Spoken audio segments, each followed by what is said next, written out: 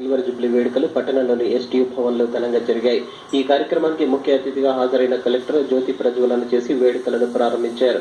Silver Jubilee లోగోను ఆవిష్కరించారు.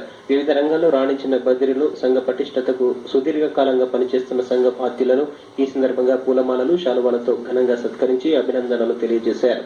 ఈ కార్యక్రమంలో టీఎన్జీఓస్ జిల్లా అధ్యక్ష, ప్రధాన కార్యదర్శులు ఎస్ అశోక్, కె వరజ, బదిరుల సంఘం నేతలు రాములు, చంద్రమోహన్ తదితరులు పాల్గొన్నారు.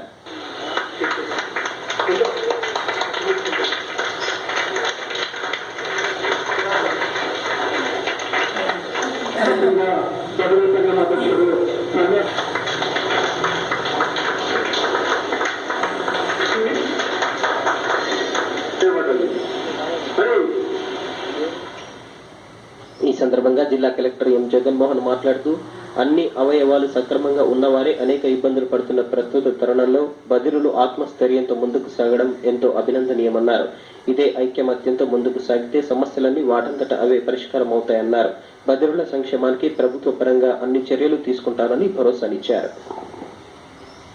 సమాజంలో అన్ని అవయవాలు సరిగా పనిచేసిన వాళ్ళకే ఎన్నో ఇబ్బందులు ఉన్నాయి, ఇంక్లూడింగ్ కలెక్టర్. అలాగే ఒక అవయవంలో కొంత ఇబ్బంది ఏర్పడి బదిలతో ఉన్న మీకు ఎన్నో ఇబ్బందులు ఉన్నాయి.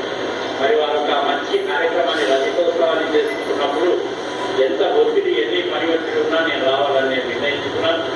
కలెక్టర్గా సమాజంలో ఎవరైతే ఇబ్బందుల్లో ఉంటారో వాళ్ళను ప్రధానంగా కలెక్టర్ కూడా ఎస్సీ, ఎస్టీ, వికలాంగులు, మైనార్టీస్ ఇట్లాంటి వాళ్ళను అన్ని అవయవాలు అన్ని ఉన్న వారికి అన్ని దేవుడు ఉన్నాడు అతను చూస్తారు.